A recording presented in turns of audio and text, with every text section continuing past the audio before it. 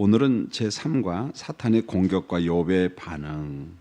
자, 먼저 어제 공부한 거 조금 복습하려고 합니다. 그 첫 번째가 뭐냐면 울타리 진리라는 거죠. 그래서 하나님께서 우리 모든 소유를 울타리 치고 계신다. 그래서 늘 기억하세요. 울타리. 하나님, 오늘도 우리 가정을, 나의 일터를, 우리 교회를 울타리 쳐주세요. 이와 곁들여서 스가랴서 9장 8절을 말씀해 드렸는데, 우리 집을 하나님께서 둘러 탁 진을 치시사 그 원수들이, 적군들이 왕래하지 못하도록 해주세요. 그래서 이런 그림을 가지면 됩니다. 원수들이 여러분의 집을 왕래하면 여러분의 집 다 무너집니다. 그 울타리를 딱 거두는 순간에 그저 악한 것들이 막 쏟아져 들어와요. 그래서 울타리, 적군들이 왕래하지 못하도록 다 울타리 쳐주시라고 기도해 주셨으면 합니다.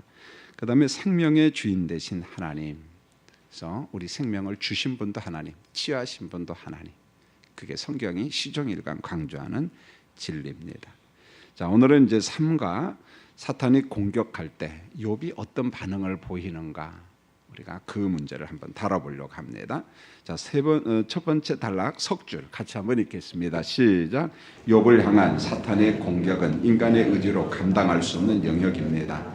그러나 욥은 재난과 고통을 믿음으로 극복했습니다. 실상은 보혜사 성령의 잡아주심으로 인내한 것입니다. 여러분은 영적 피조물인 사탄이 공격할 때 그 인간의 의지로 감당한다. 거의 불가능합니다. 그럼에도 불구하고 우리 믿음의 조상들 가운데 승리한 사람이 있는데, 물론 성령이 주시는 믿음이 있었지만은, 그러나 보혜사 성령, 위로의 영께서 그 심령을, 그의 모든 것을 붙잡아 주니까 이게 가능하죠. 우리의 단순히 의지적 힘 가지고는 무너져요, 여러분. 그럴 때마다 성령을 의존하고 성령 충만함을 구하면서 성령의 은혜 가운데 우리에게 찾아오는 환난, 재난을 믿음으로 극복하고 승리하는 우리 교인들이 되셔야 됩니다. 자, 첫 번째 보면은 사탄의 1차 공격, 3차 공격. 자, 이걸 왜 구분해 놨느냐면 1차와 3차 공격의 주체들이 누구냐? 이 사람들을 통해서 사탄이 공격을 합니다. 우리 주변에 좋은 사람들 많잖아요. 그런데 그 사람을 통해서 하나님의 나라를 공격하고 교회를 공격하고 여러분의 가정 공동체를 공격한다는 거예요. 그러면은 우리가 그 사람만 보면 되느냐? 성경은 그게 아니라는 거예요. 그걸 한번 보려고 합니다. 자, 1번에 보면은 욥의 자녀들이 음식을 먹으며 포도주를 마실 때 분위기가 참 아름답잖아요. 흥에 겹고 행복하고 즐거운 시간을 가지는데, 그런데 이런 집안을 재난이 그냥 산산조각 내고 있어요. 완전히 다 무너뜨리고 있습니다.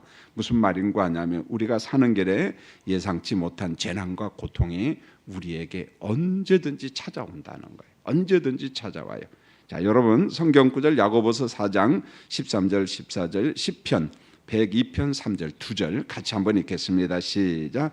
들어라, 너희 중에 말하기를 오늘이나 내일이나 우리가 어떤 도시에 가서 거기서 1년을 머물며 장사하여 이익을 보리라는 자들아, 내일 일을 너희가 알지 못하는도다. 너희 생명이 무엇이냐? 너희는 잠깐 보이다가 없어지는 안개니라. 내 날이 연기같이 소멸하며 내 뼈가 숯같이 탔음이니이다. 그 내일 일 우리가 모른다는 거예요. 우리가 천년 만년 살 것처럼 계획은 세워야 됩니다. 왜? 우리는 이성적 존재이기 때문에 그런 계획이 있어야 돼요. 그럼에도 불구하고 오늘에 충성하고 오늘 사랑하고 오늘 감사하고, 내일은 내 날이 아니라 누구 날입니까? 주님의 날이거든요. 그래서 오늘 야고보 기자가 이렇게 말합니다. 내일 일을 너희가 알지 못하는도다. 그래서 오늘 주어진 시간에 감사하고 충성하고 그렇게 살아가야 됩니다. 두 번째로 소는 밭 갈고 나귀는 그 곁에서 풀을 먹으며 스밧 사람이 갑자기 이르러 그것들을 빼앗고 칼로 종들을 죽였나이다. 나만 홀로 피하였으므로. 여러분 이 문장을 보면은 이게 아라비아 사람들일 것 같은데 욥은 농경과 유목을 함께 했어요. 보면은 그래서 평화로운 분위기잖아요. 이 분위기가 얼마나 아름답습니까? 소는 밭을 갈고 나귀는 그 곁에서 풀을 먹는다. 그림을 잘 그리는 사람은 이 풍경을 한번 그리면은 굉장히 멋있을 것 같아요. 보면은 이 평화로운 분위기인데 이런 평화를 파괴하는 사건이 아주 그것도 갑자기 일어났습니다. 그래서 남부 아라비아에 거주하는 스밧 사람들이, 우리가 성경을 보면은 솔로몬을 방문한 여왕이 어디 여왕입니까? 스바 여왕이거든요. 스밧 사람들이 공격하여 소와 나귀를 훔치고 종들을 죽이고 종 한 명만 홀로 피해 왔어요. 참 이런 일이 드물거든요. 보면은요. 자, 세 번째로 갈대아 사람이 새 무리를 지어 이들의 전략이었던 것 같아요. 그래서 새 무리를 지어 갑자기 낙타에게 달려들어 그것을 빼앗음으로 칼로 종도를 죽였나이다. 나만홀로 피했습니다. 갈대아 사람은 티그리스강 주변에 있는 사람들. 그래서 아브라함이 갈대아 그쪽 지역에 우르 지역 이쪽에서 살았는데 아마 그쪽 지역 사람들이 새 무리를 지어서 공격해 왔습니다. 자, 욥을 공격한 사람들의 전술을 쭉 보면은 사탄의 전술을 보면은 스바와 갈대아 사람들을 통한 공격입니다.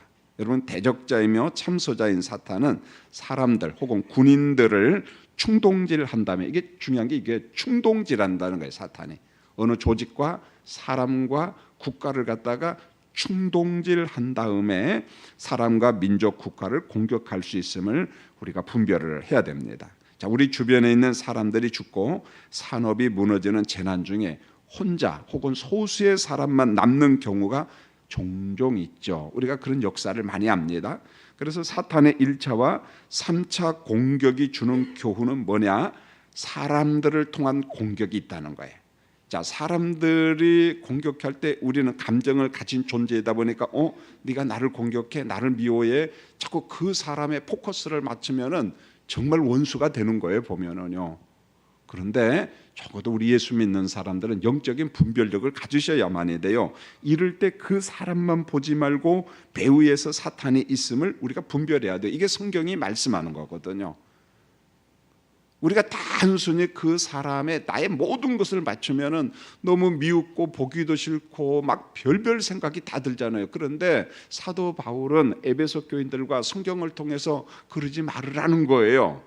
그 사람 배후에서 누가 어떻게 공격하는 영적 실체가 있음을 그걸 봐야 되지 않느냐, 이렇게 말합니다. 자, 여러분, 에베소서 6장 12절과 데살로니가전서 2장 18절 두 구절을 보면은 우리가 알 수가 있어요. 자, 읽겠습니다. 시작. 우리의 씨름은 혈과 육을 상대하는 것이 아니요 통치자들과 권세들과 이 어둠의 세상 주관자들과 하늘에 있는 악의 영들을 상대함이라. 그러므로 나 바울은 한 번, 두 번 너에게 가고자 하였으나 사탄이 우리를 막았도다.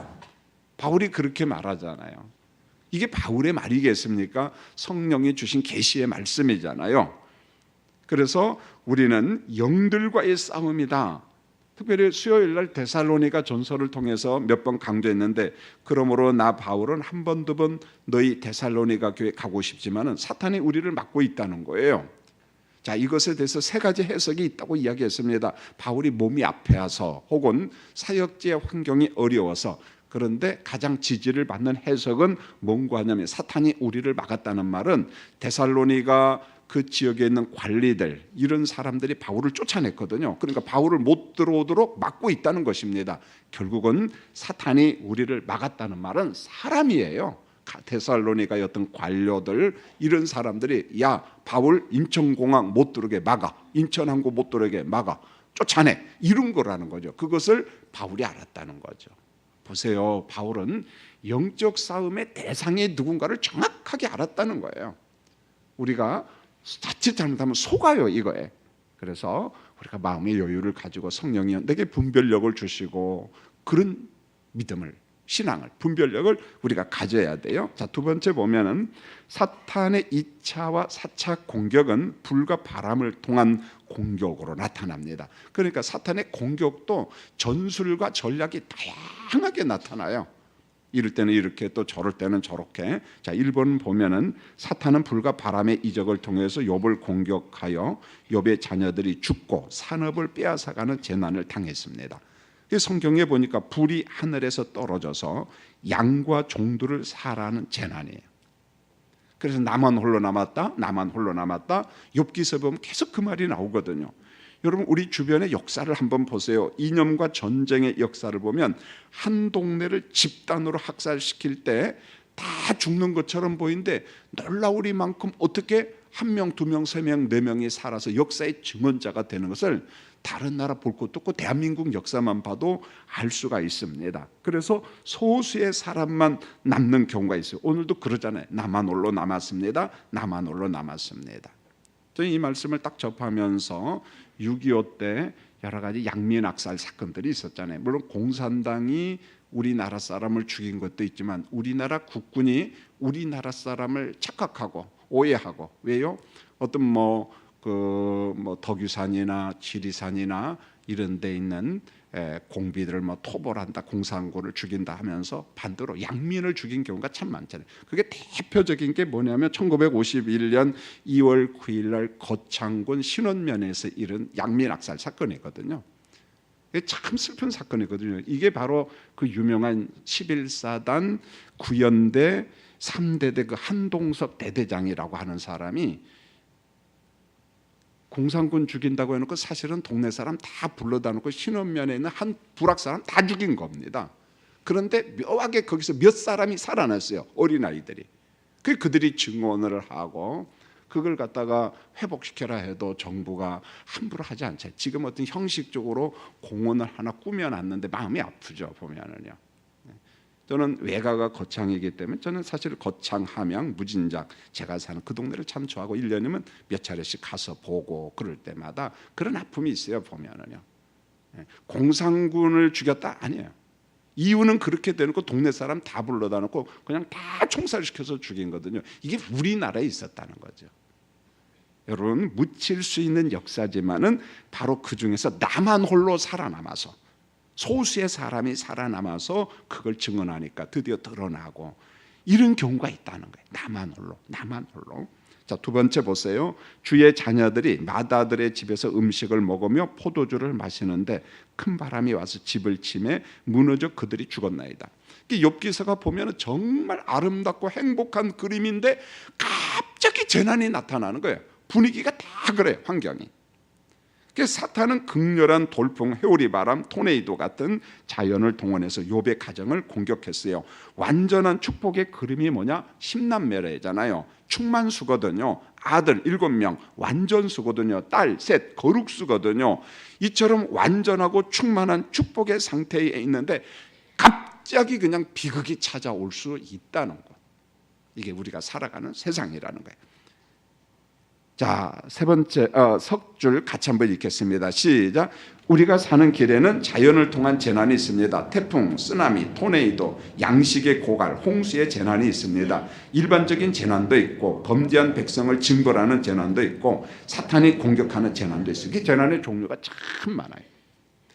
모든 재난을 그저 획일적으로 보면 안 된다는 거예요. 일반적인 재난도 있고 범죄한 백성을 징벌하는 하나님의 심판도 있고 사탄이 공격하는 재난도 있다. 자, 그 다음 줄 읽겠습니다. 시작. 욥은 자신과 아내를 제외한 모든 것을 갑자기 잃었어요. 종들이 죽고 양과 나귀와 낙타를 잃었습니다. 10남매 자녀들이 죽었습니다. 욥의 편에서 보면 현실의 재난과 고통은 설명이 불가능해요. 이걸 어떻게 설명합니까?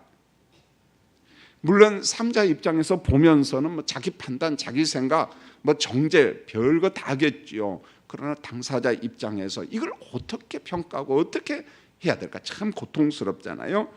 그래서 그 다음 줄은 제가 혼자 읽겠습니다. 욥과 주변 사람들은 이렇게 말할 수 있어요.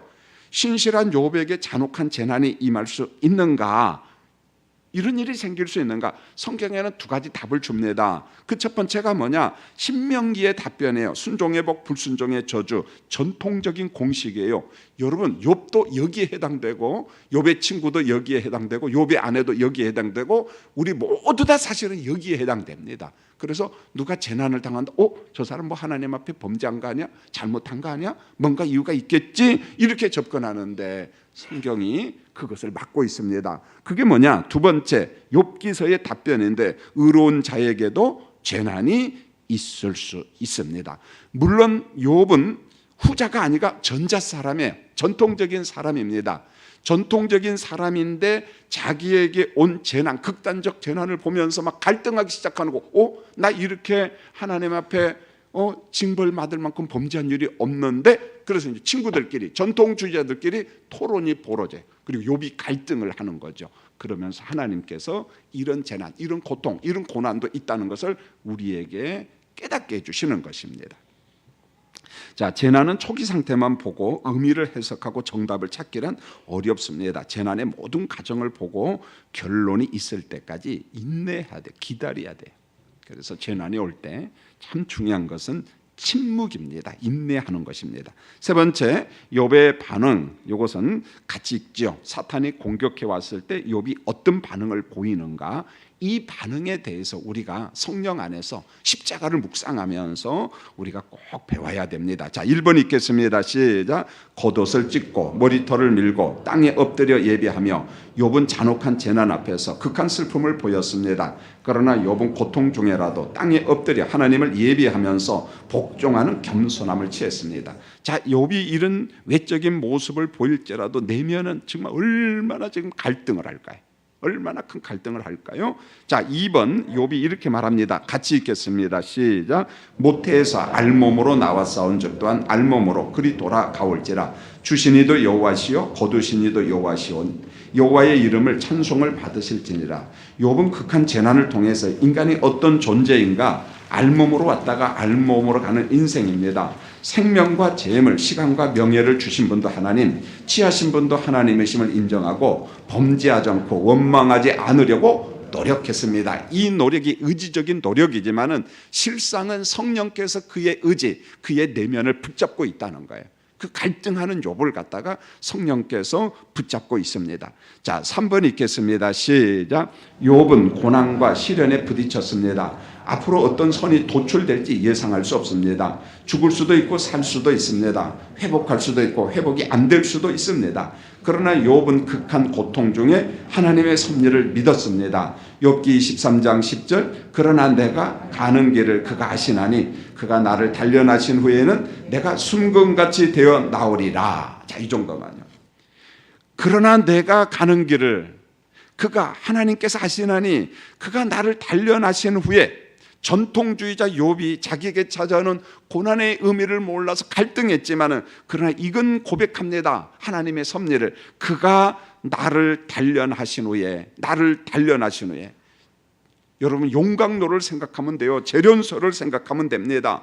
얼마나 힘들겠습니까? 나를 단련하신 후에 내가 순금같이 되어 나오리라. 욥의 신앙 고백입니다. 그래서 고난에는 공식이 있는데 맹목적인 단련이 아니라는 게 의미가 있다는 거예요. 목적이 있다는 거예요. 하나님의 섭리와 뜻이 있다는 거예요. 그래서 단련한 이후에 우리가 어떻게 나온다고요? 순금처럼 되어 나온다. 욥은 고난을 통해서 자신의 영성, 신앙과 믿음에 있는 불순물이 제거되고 순금과 같은 도덕성과 경건, 거룩함으로 다듬어진다는 것을 믿어요. 욥은요. 그 어려움 중에도, 갈등 속에서도. 자, 그 다음 단락은 같이 한번 읽겠습니다. 시작. 우리의 도덕성과 영성은 고난, 장애물, 어려움을 참으면서 형성이 됩니다. 바울의 고백입니다. 로마서 5장 3절로 4절. 환난은 인내를, 인내는 연단을, 연단은 소망을 이룬다. 예수님의 십자가 탄식입니다. 마태복음 27장 46절 같이 한번 읽을까요? 시작. 나의 하나님, 나의 하나님, 어찌하여 나를 버리셨나이까? 예수님은 받으신 고난으로 순종함을 배웠습니다. 예수님은 최고의 고통의 순종함으로 하나님과 인간 사이에 막힌 죄악의 담을 헐고 천국으로 입성하는 구원의 문을 열었어요. 가끔 그러잖아요. 하나님이 전능자인데 왜 독생자가 죽어야 되는가? 그런데 하나님의 공의의 속성을 그리스도를 통해서 만족시키잖아요. 죄의 삭은 사망이라는 그 법, 그 규칙을 하나님이 지키셔요. 그런데 예수님은 최고의 고통의 십자가, 그 고통의 십자가에 순종함으로 결국 하나님과 인간 사이에 막힌 죄악의 담을 허물고 우리를 천국으로 입성하도록 구원의 문을 활짝 열어놓잖아요. 그리스도의 십자가 죽으심이 없으면 구원의 문이 열리지 않잖아요. 우리가 갈 곳은 정해져 있잖아요. 불못이잖아요. 자, 그렇지만은 여기서 우리가 조심해야 될 게, 우리의 고난이 예수님과 같은 고난일 수 있느냐? No, 아니에요. 그럼에도 불구하고 크고 작은 고난을 통해서 하나님을 배우고 하나님을 더욱 가까이 하며 우리의 영혼과 믿음에 있는 불순물을 제거하는 선한 기회임을 믿고 우리가 수용을 해야 된다는 거예요. 이 수용한다는 게 그 단계가 참 어려워요. 저는 어제 장례식을 마치고 아산병원에 달려가서 우리 부목사님 2명이랑 그 환자의 가족들이랑 대화를 하면서 의사 선생님이 뭐라고 합니까? 아마 목사님 1달 정도 살 것 같아요. 주면서 이제 대화를 하면서 이 상태가 어떤 상태인가? 먼저는 이제 가족들하고 대화하고 몸이 아픈 환자하고 이제 직접 대화합니다. 제가 완전 호스피스 상담 사역자는 아니지만은 임상을 통해서 이론을 통해서 제가 어느 정도 알거든요. 예. 그래서 대화하면서 이 사람의 내적인 상태 쭉 대화를 하고. 그래서 웃으면서 편안하게 가장 보고 싶은 사람이 누구 이름을 딱 대더라고요. 알겠습니다. 그분 내가 전화하도록 하고 또 보고 싶은 친구 있습니까? 혹시 불신자일지라도 어릴 때 그러면 제가 소개해서 그분 오도록 하겠습니다. 가고 싶은 데가 어디 있어요? 여러분 제법 말기한 자들이요. 어릴 때 뛰어놀았던 뒷동산하고 농길이에요. 그리고 신혼여행 갔던 그곳을 가고 싶어 합니다. 그래서 상담을 할 때 남편이나 가족들에게 부탁을 합니다. 허락이 된다면 그곳에 갈 수 있겠습니까? 세상 말로 막 엔돌핀이 솟아나서요. 죽음의 이기에서 살아나는 사람들이 있어요. 물론 다 그렇다는 건 아니지만 쭉 말기 환자 상담하는 그 상담을 통해서 그러니까 두 딸이 뒤에서 막 울어요. 딸들은 알거든요. 당신은 모르고. 그러면 목사님 누가 이야기를 해야 됩니까? 아직은 이야기하면 안 됩니다. 교수님도 이야기를 안 하고 그러니까 가족들도 좀 지켜보고 제가 한 주에 한 번씩 와서 말기 상담을 할 테니까 기회가 오겠죠. 안 되면 제가 이야기를 하겠습니다. 그러면서 마음의 평안을 누리고 여러분 그런 것 같아요. 우리가 어떤 일에 대해서 정답을 찾기란 참 어려워. 그러나 그러한 재난과 위기와 어려움을 통해서 하나님을 더 가까이 참 멋진 간증을 많이 해요. 자기가 이제까지 살아왔던 인생에 대한 후회, 내가 헛살았구나. 그렇죠? 병상에 누워 봐야만이 나를 알아. 그 전까지는 잘 몰라요. 분주하게 살고 바쁘게 살고 가족을 위해서 살고 이론적으로는 아는데 실제적으로는 몰라. 그러니까 후회밖에 없는 거예요. 후회밖에 없는 거예요. 그런데 가서 우리 교인들 다 모시고 가서 교육 좀 시켰으면 좋겠어. 그런데 그런 병원 처치실에 있는 데는 그저 못 들어오게 하니까 못 가는 거예요. 보면은요. 예. 여러분 장례식장도 가고 중환자실도 좀 가보고 거기에서 우리 인생을 좀 공부를 해봤으면 좋겠어요. 그러면 100% 겸손해져요. 여러분 겸손해집니다. 자, 우리가 이런 재난을 통해서 참 이해는 못하지만은 나를 정화하고 나를 깨끗이 하는 그래서 하나님을 더 가까이 하는 우리의 인생을 한 번 더 점검하는 그런 시간이 좀 되었으면 합니다. 자, 그다음 단락 하나님은 우리의 도덕성과 경건 그 읽겠습니다. 시작. 하나님은 우리의 도덕성과 경건이 더 높은 성과 가치를 향해 가도록 잠시 건강, 재물, 즐거움, 행복을 거두시고 대신에 십자가의 자리로 보내실 수 있습니다. 하나님은 더욱 현명하신 전능자입니다. 우리에게 임한 고통을 통해서 하나님을 배우고 인간을 배울 수 있어야 됩니다. 이게 바로 우리 인간의 한계예요. 하나님께서는 더 높은 목표점이 있는데 그걸 우리가 몰라. 욥도 그걸 몰라서 몸부림치잖아요. 그런데 말미에 가서 그것을 비로소 깨닫고 아 이거였구나. 그걸 강조하는 겁니다. 그래서 재난과 고난이 올 때 속단하면 안 된다고 조금만 기다리라는 거예요. 조금만. 그러나 분명한 것은 하나님은 더욱더 현명하신 전능자라는 거. 그래서 합력하여 선을 이루신 하나님께서 우리를 통해서 하나님이 이루시고자 하는 분명한 목적이 있다는 거예요. 그걸 우리가 조금만 더 기다리자. 자, 욥기 23장 10절, 로마서 5장 3절로 4절, 히브리서 5장 8절 세 구절 말씀 한번 읽겠습니다. 시작. 그러나 내가 가는 길을 그가 아시나니 그가 나를 단련하신 후에는 내가 순금같이 되어 나오리라. 다만 이뿐 아니라 우리가 환난 중에도 즐거워하나니 이는 환난은 인내를 인내는 연단을 연단은 소망을 이루는 줄 알미라. 그가 아들이시면서도 받으신 고난을 순종함을 순종함을 통해서 배웠습니다. 자, 오늘 아침 말씀을 맺겠습니다. 사탄이 언제든지 공격할 수 있다는 거. 자, 그럴 때마다 적어도 우리는 영적 분별력을 가지고 영적 존재만 보지 말고 배후에 누가 있느냐? 어떤 때는 사람을 통해서 공격하고, 어느 때는 국가를 통해서 공격하고, 어느 때는 자연현상을 통해서 공격하고, 다양한 현상들이 있다는 거예요. 그런 분별력을 가지고 우리가 원수를 대적하는, 그리고 어제 아침에 기도 제목 꼭 잊지 마세요. 울타리 쳐주세요. 우리 집을 둘러 진쳐주세요. 그래서 적군들이 왕래하지 않도록, 적군들이 왕래하면 산산조각 다 납니다, 여러분. 그래서 울타리 쳐주세요. 오늘 아침에도 우리 가정과 교회와 대한민국을 위해서, 여러분 일터를 위해서 그렇게 기도하는 우리 부모님, 성도들이 되었으면 합니다. 자, 안수기도 짧은 시간이지만은 제가 할 테니까 우리 중등부, 고등부 학생들은 앞으로 오시고, 내일